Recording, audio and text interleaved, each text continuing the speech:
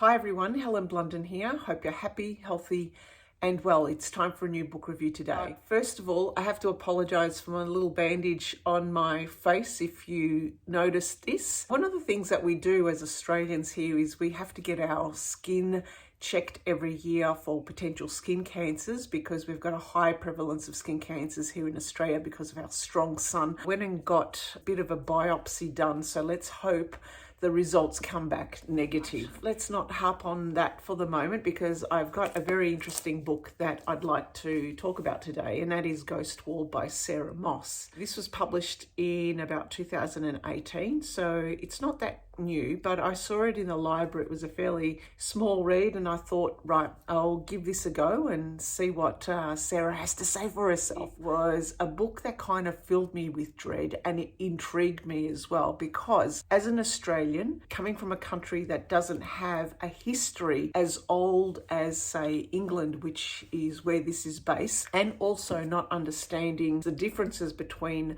north of England and south of England and their relationship to history. Here in Australia, especially my city here in Melbourne, could claim that, well, our city is only really about 1840. So it's not that old. So we have a very different relationship with history. And these are the things I found quite intriguing reading this as an Australian, trying to understand this fascination some countries and some places have about reenacting history through living in particular settlements. It's not something that we have here. I guess if you could say the closest thing that we could come to doing something like this would be here in Victoria, we've got Sovereign Hill, Ballarat, which reenacts the goldfields, but it's made out as some kind of tourist destination. You go there and, you know, there are shops and it's not the true sense of the feeling of reenacting a historic settlement. But I can understand that in England it would be completely different. The further north you go, the more closer you become to history because, as I understand it, the south might be much more urbanised, much more built up. The settlements and also the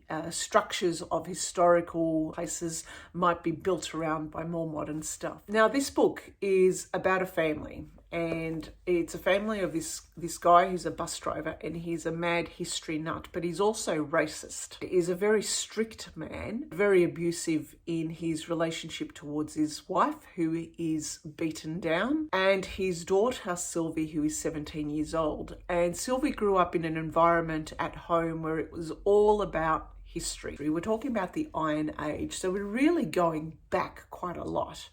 And I feel as if that the reason it was the Iron Age was you're going back before all the immigration, before all history, before the muddying of the British line. Yeah. Sylvie's father gets attached to this experiential archaeological class that sets up a camp to pretend that they are reenacting Iron Age hunter and gatherer environment. In that team are the students, and they're a mixed bag. Also the professor, who is someone who strikes me as is just going on for a laugh. He's not as serious as the father, and he just wants to play things out.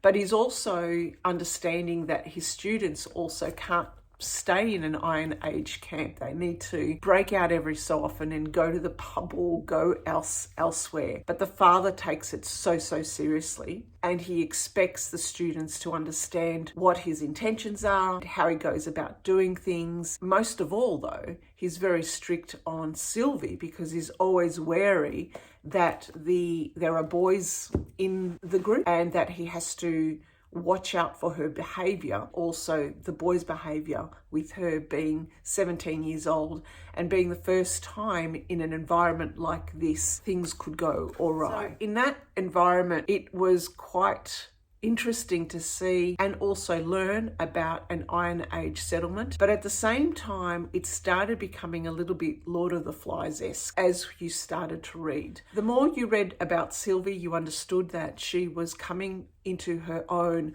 the exposure with other different people around her about these young people about a similar age to her also made her realize that there were some things that didn't go well and didn't sit with her well in how she grew up in her family. And similarly, there was a young lady, a young girl, Molly, who she liked. And Molly also saw what was happening with Sylvie and saw the relationship between her father, how her father treated Sylvie, was always mindful and asking her whether she was okay. We see these vignettes of how her father interacts with the professor, and it's more like a pally type of relationship. Although when I seem to think about it, you've got an expert, and let's just call the professor the expert, and then there's also the amateur who is Sylvie's father. There seems to be a bit of a gripe between her father and the professor, and part of me felt that it was a sign of how people who might not be university educated but might be still passionate about their topic might seem to feel less than when they're working and when they're relating with other people who might be doing this as their job or might be educated in this. So I thought Sarah Moss had a theme in there also about specialists and generalists, but also the relationship between those who are educated and those who are not. Those who are specialists in their field gained out of a formal accreditation, formal education, and those who become specialists simply out of interest and out of passion, but to the point where they become obsessive. Now, Sylvie's father was an obsessive, and add to that, he was also racist, and you get this awkward, dreadful kind of feeling that you know something's going to be quite wrong when something is said not to his liking, or something that is done not to his liking, or not to his preconceived idea of how it should be done. There's a lot of different themes in this book, and the themes all relate to everything that I've just mentioned. Also, the relationship of the women and also of animals. And I say animals because they want to create this ghost wall, and it's a wall of skulls, and it was a wall that was meant to frighten enemies back in the Iron Age. And so they gather skulls of animals of the stews that they had eaten, and they put this on a wall, and it becomes a bit eerie. But you could see the kind of twist that will start to happen, and you think, right, someone's going to get sacrificed here. And in fact, in the first chapter, Sarah Moss captures a picture of a sacrifice of a young woman. When I read this book, I had a lot of different feelings about it. I must admit, there was a feeling of dread. There was also a feeling of hate towards the father and how he had battened down his wife so much that she was a shell of a person. How he harassment and his emotional abuse of Sylvie, and even her physical abuse of Sylvie, made her challenge her own view of her mother. So she thought her mother was weak-willed. She thought her mother had given up. She didn't have a really high opinion of her mother. And at times I thought to myself, my God, Sylvie, wake up to yourself. Look at this situation that you're in. I would say that she was simply being battened down by her father, who made her twist her thinking in some way. And it was only when she was out in this group speaking with Molly and going out and gathering different berries for the group and doing the things that women would have done, she got to realize and got to question herself. She was becoming self-aware because she was thinking about things that she would be saying to other people and how they would have been the words of her father in her head. She was much more self-aware than her father because she could hold it in and not blurt out these things that could seem incorrect or just inappropriate at times. She kind of knew what she was thinking was inappropriate, and that was going to be very dangerous for her father. One of the things that I loved about this book was this idea of somehow we've lost something as a society from the past, but the only time that we can be of the past and become the past is when we're doing the exact things or reenacting the things that other people had done in the past. And there was this beautiful part of the book. It was described like an image that was positive and negative. So if we are making something or doing something that someone did in the past at that same time, at the same place, somehow we would disappear, we would become invisible because we would meld with the past.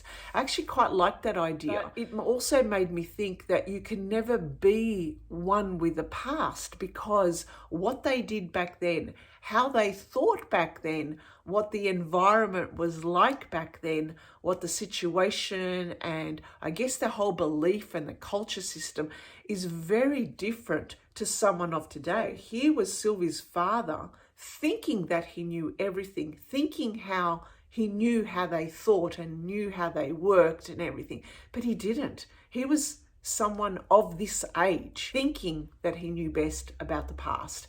And so I guess that made me think, when we view history, we're not really viewing history from the perspective of those figures. We're simply just seeing it in and making our own interpretation of it based on all the knowledge that we have picked up from our life come to this point, from all our readings, from all our own experiences, from all our own values, our own culture, our own belief systems. And I guess that would have been exactly the same in the past, of these people thinking of their past as well. So in some way, I thought Sylvie's father was incorrect. I thought Sylvie's father was short-sighted. I thought he was obnoxious. He was rude. He was violent and a racist to boot. Add all that, you've got someone who is so nationalistic, does not want to compromise, does not want to learn, is completely not self-aware, is not self-reflective either. So therefore he is, I would say, completely uneducated.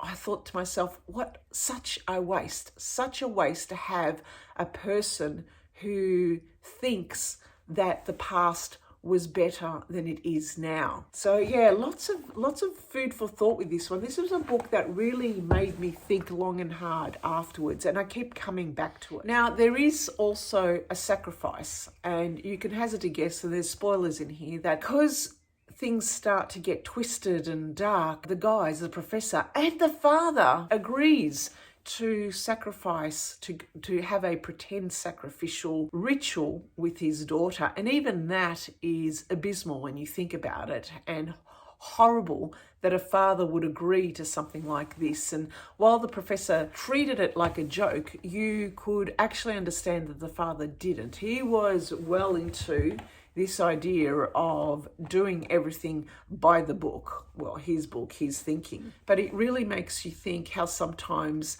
how we think of history and how it becomes so developed and enveloped inside us that we base our own assumptions from it, and we think that is how it was and that is the right way. In actual fact, I'm so glad at the last chapter of the book, the modern world thinking clashes with this old world thinking, to show the truth, to show that the old world thinking and what this father tried to do with his daughter was not right. I was fascinated with the bogs. Now, I've read about the bogs and I know about the bog people that they would find, and I've even been in the UK and into the museums there and looked at the different bog people they found. It's fascinating to think that back then they would have put all items of value like swords and so forth into the bogs. They would break them down and put them in there, and somehow they thought it was a portal from their world to the next world. In the book, they found a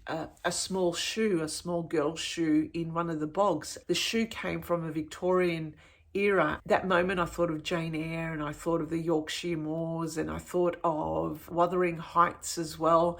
It kind of had that feeling of the place, but I thought it was also typical that it was a girl's shoe that was in the bog. Was this something that Sarah Moss was trying to say, that back then they'd sacrifice the women or young women? But that wasn't the case when I read into it. They would put all sorts of people down there, and some might even have gone down there willingly. The other thing that you have to be mindful about this one is the writing style is very different. I kept thinking it could be like Virginia Woolf's, the stream of consciousness, but it's a little bit different. There's no quotation marks. So you're reading one long phrase or one long sentence and you're in Sylvie's head, and you're also reading the dialogue, but it's not a stop-start type of situation. It's not written in a normal, typical way. And I don't know why the author did this, because part of me thinks that it would have been just as powerful even if it wasn't written in this way. It did take a little while for me to get into the flow because it's not usually typical of books that I read. So maybe the author did this to help us see what it was like to be part of this settlement. And maybe in some way, I'm thinking she did this deliberately to align with this idea of, if we are in the character's head, if we are in her being, it's like we're being part of a reenactment of this very time and place in this settlement. Or maybe it is part of being that invisibility, as she mentioned, between the past and the future. And she did it through writing this way, because it also lends itself to a very pacey way of reading and also instilling a feeling of dread. If you are part of the character yourself and you are listening and thinking about what is happening around you, there's a feeling of dread that comes up because you are Sylvie. So that's all I have to say about Ghost Wall by Sarah Moss. Let me know what you think about this book and the various themes. There is so much in this book that is relevant to today's age. We're talking about domestic violence, physical and emotional abuse. We're talking about the relationship between experts and amateurs. We're talking about the relationships between North and South and their alignment or relationship to history. We're talking about the themes of spousal abuse, of giving up of yourself when you have got a spouse who belittles you and who pummels you, themes of history, of nationalism, human and animal sacrifice, of the relationship of the earth and of the other world. There's so much in here to, I'm not going to say enjoy, but to think about. It is a book that leaves you thinking long and hard about it. And I'm sure this would make an excellent book club book. If not, would make a great English lit or some kind of English study into the different themes. That is all I have to say about this book. My God, because look at the time. It's such a long video. Thank you for listening and thank you for watching. Bye for now.